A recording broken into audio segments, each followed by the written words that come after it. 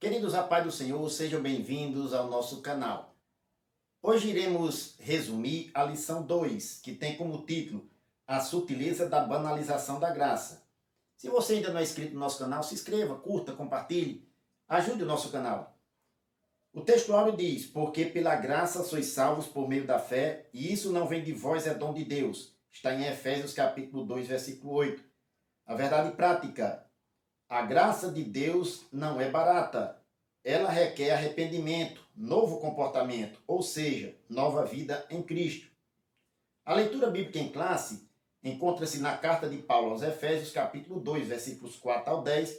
Nós não iremos ler, mas iremos fazer menção durante a nossa aula. A palavra-chave é banalização. Hoje nós iremos ver a natureza da graça e apresentá-la tanto no contexto bíblico como no contexto da reforma e contemporâneo.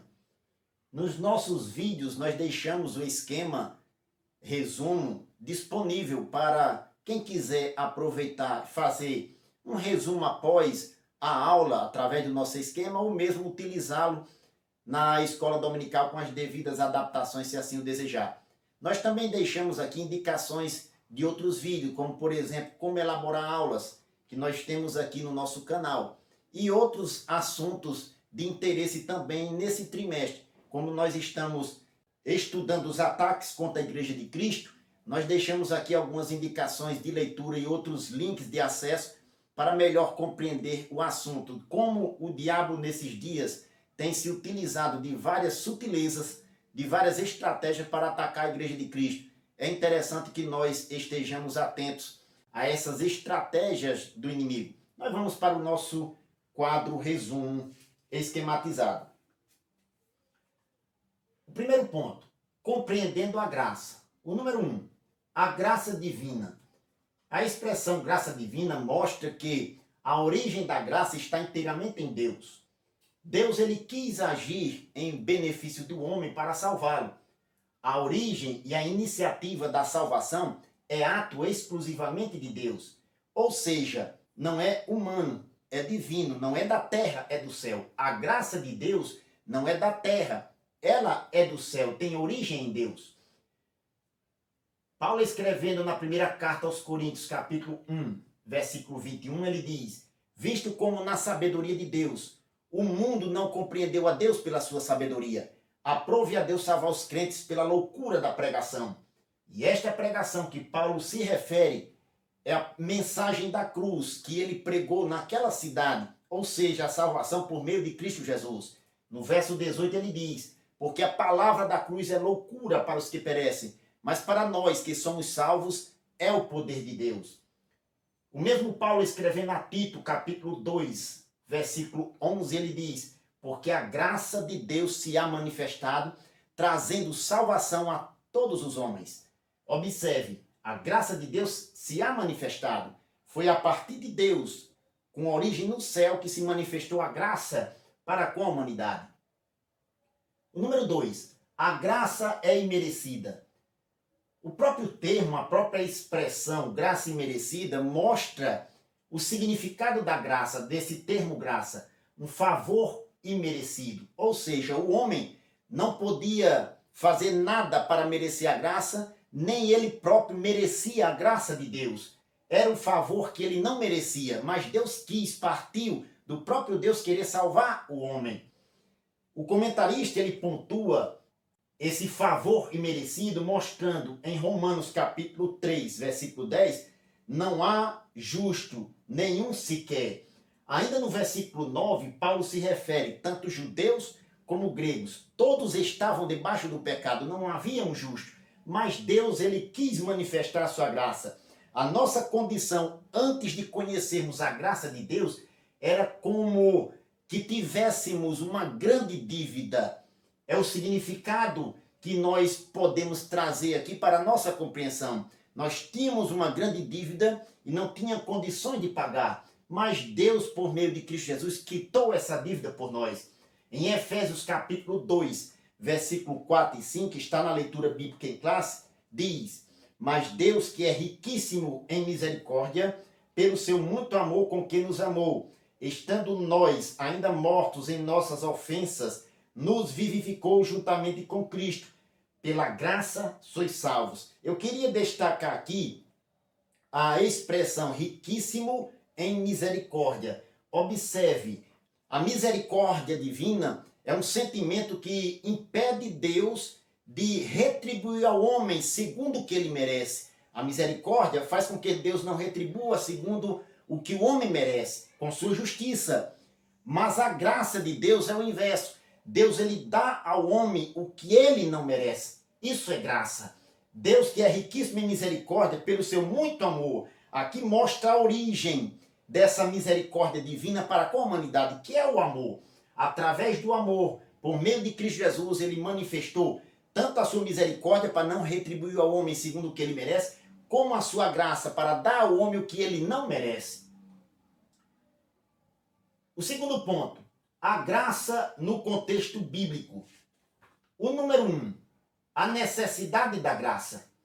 Nós vemos que na doutrina da queda do homem, Deus ele fez Adão um ser moralmente livre, ou seja, ele tinha condições de não pecar, mas pecou voluntariamente, por livre-arbítrio.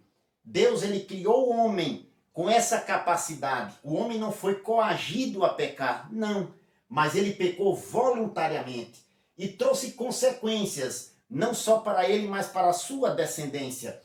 Paulo, escrevendo aos Romanos, capítulo 5, versículo 12, ele diz, pelo que, como por um homem entrou o pecado no mundo e pelo pecado a morte, assim também a morte passou a todos os homens, por isso que todos pecaram. Observe, pelo pecado de Adão, toda a sua descendência foi também contaminada. Desta forma, o homem não podia por si mesmo se libertar do pecado, ou mesmo satisfazer a justiça divina. Deus, por ser santo e justo, ele deveria retribuir ao homem segundo o seu pecado. Porém, Deus, como ama a humanidade, ele não fez isso.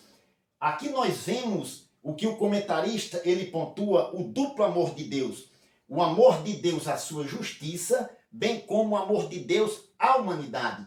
Pela sua justiça, ele deveria punir o homem pelo seu pecado, mas não fez, por conta do amor que ele tem pela humanidade. Ele proveu a salvação por meio de Cristo Jesus. Por meio de Cristo Jesus, nós vemos tanto o amor de Deus pela humanidade, como a sua justiça sendo satisfeita. Deus enviou a Cristo para satisfazer a sua justiça e pelo amor que ele tem à humanidade salvá-la.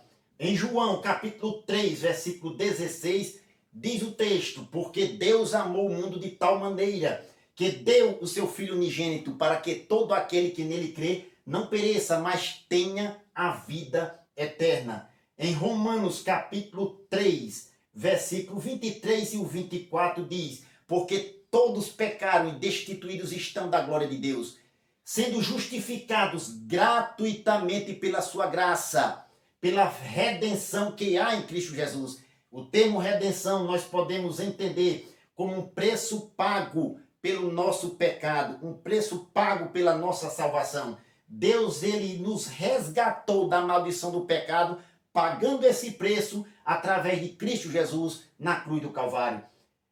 Em Romanos capítulo 5, versículo 8, diz Paulo na sua carta, mas Deus prova o seu amor para conosco, em que Cristo morreu por nós, sendo nós ainda pecadores. O número 2, a extensão da graça. A graça, ela é universal, ou seja, é estendida para toda a humanidade.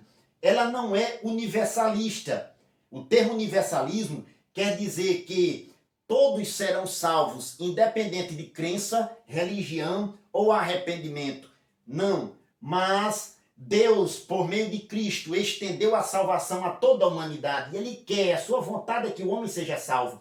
Em 1 Timóteo capítulo 2, versículo 4, diz Paulo que Deus quer que todos os homens se salvem e venham ao conhecimento da verdade. Mais uma vez, em Tito, capítulo 2, versículo 11, porque a graça de Deus se há manifestado, trazendo salvação a todos os homens. Observe, a extensão da graça é universal, porém, requer do homem uma resposta. o arrependimento, crer em Cristo como Senhor de sua vida e entregar sua vida a Ele, abandonando o pecado. Marcos 16:16 diz: quem crê e for batizado será salvo. É necessário que o homem creia em Jesus, receba Jesus como Senhor de sua vida. A extensão da graça é para toda a humanidade, porém, a humanidade, cada um será salvo se receber a Cristo, se arrepender dos seus pecados. É necessário ter uma resposta humana à graça divina. Louvado seja Deus. O terceiro ponto, a graça no contexto da reforma. O número 1, a corrupção da doutrina da graça. Nós vemos que no contexto da reforma do século XVI, alguns fatores contribuíram para a reforma protestante. Dentre eles estão: o catolicismo havia perdido influência, havia uma maior rejeição às doutrinas católicas e um interesse maior numa diversificação doutrinária. Havia também um interesse maior para a educação por parte da população, que naquela época a maioria eram analfabeta e os líderes católicos eram quem detinham a educação naquela época. Havia apenas a educação para a maioria das elites e a maior parte da população não tinha educação. Aqui nós colocamos um alerta, um cuidado, que nos dias atuais nós também vemos a educação como uma ferramenta de influência na sociedade para ensinar doutrinas contrárias à palavra de Deus. Nós iremos deixar aqui também algumas indicações para vocês acompanharem e observar essa parte da educação principalmente. Todo esse contexto do século XVI, nós poderíamos resumir como uma negação da doutrina da graça. Ou seja, todos esses fatores que contribuíram para a reforma nada mais era do que uma negação da doutrina da graça.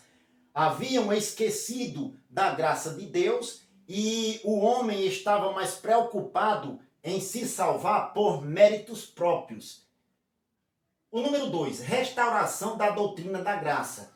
Uma reação por parte dos reformadores, inicialmente Lutero, veio por conta da corrupção da doutrina da graça. Lutero ele viu, estudando a Epístola aos Romanos, que somente pela fé o homem era salvo.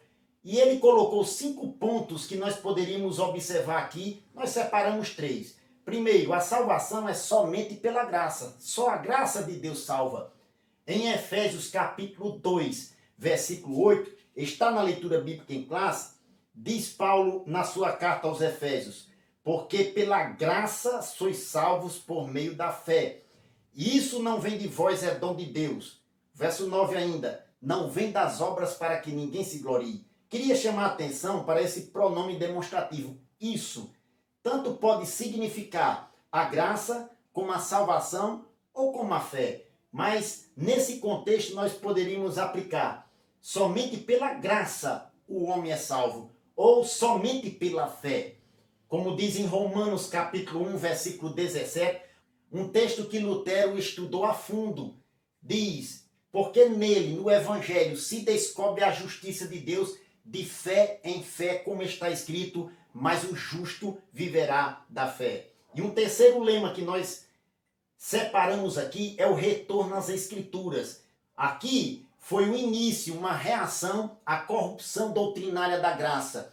No período da Reforma, 3 pontos que nós destacamos para a restauração da doutrina da graça no período do século XVI. O ponto 4, a graça no contexto contemporâneo. Número 1, a graça barateada. Esta expressão graça barata mostra uma vida cristã nominal ou mundanizada. Eu poderia dizer que graça barata é uma expressão que foi introduzida na literatura cristã que justifica mais o pecado do que o pecador. Ou seja, a graça de Deus ela veio para justificar o homem.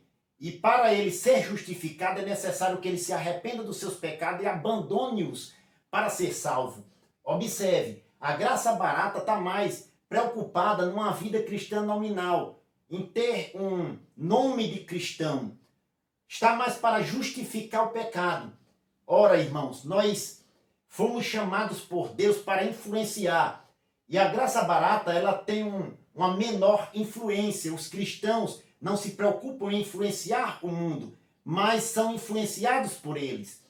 Nós vemos aqui em Mateus capítulo 10, versículo 32, Jesus disse: portanto, qualquer que me confessar diante dos homens, eu confessarei diante de meu Pai que está no céu. Mas quem me negar diante dos homens, eu também o negarei diante de meu Pai que está no céu. Observe, nós devemos confessar a Cristo e ser testemunha de Cristo, o que Deus fez em nossa vida. A graça barata tem trazido uma falsa compreensão de uma vida cristã, uma vida que não tem transformação, ou melhor, uma vida cristã que não tem transformação, é uma vida que não teve arrependimento do pecado e não recebeu a Cristo verdadeiramente como Senhor de sua vida. Em Atos capítulo 1, versículo 8, disse o Senhor Jesus: mas recebereis a virtude do Espírito Santo que há de vir sobre vós, e ser-me-eis testemunhas, tanto em Jerusalém como em toda a Judéia e Samaria e até os confins da terra. Observe, ser testemunha de Cristo. Nós devemos dar testemunho. Em Atos capítulo 6, versículo 3, os apóstolos disseram para a multidão dos discípulos: escolhei dentre vós 7 varões de boa reputação, cheios do Espírito Santo e de sabedoria. Observe, boa reputação. Uma outra versão vai dizer bom testemunho. Nós fomos chamados para testemunhar, para influenciar e não ser influenciado. O número 2, o valor da graça. Essa expressão graça é um favor imerecido, mas custou um alto preço. Paulo observa lá em 1 Coríntios capítulo 7, versículo 23, dizendo: fostes comprados por bom preço. Nós fomos comprados por bom preço. Na primeira carta, no capítulo 6, versículo 20, ele diz: porque fostes comprados por bom preço. Glorificai, pois, a Deus no vosso corpo e no vosso espírito, os quais pertencem a Deus. Nós devemos glorificar a Deus em nossas ações, corpo, e no nosso espírito, um espírito voluntário, agradecido a Deus pela nossa salvação. Porque a graça, ela nos dá a salvação de graça, mas custou um alto preço. E foi o sangue de Jesus, que Mateus capítulo 26, versículo 28, na última reunião com seus discípulos, Jesus disse: o sangue do Novo Testamento, que é derramado por muitos para a remissão dos pecados. Temos os nossos pecados redimidos, pagos, quitados por Deus mediante a sua graça. O sangue de Jesus foi quem nos purificou. Louvado seja Deus. Queridos, nós aprendemos nessa lição o que é a graça divina. Vimos a graça como foi compreendida em alguns contextos, mas tendo a Bíblia como nossa regra de fé, como a régua que mede a nossa compreensão, partindo dela, aprendemos o que é verdadeiramente a graça. Através da graça que somos salvos mediante a fé por meio de Cristo Jesus. Que possamos dar testemunho do que Deus fez em nossa vida, nos transformou, nos salvou pela sua graça. Que Deus possa o abençoar em o nome de Jesus.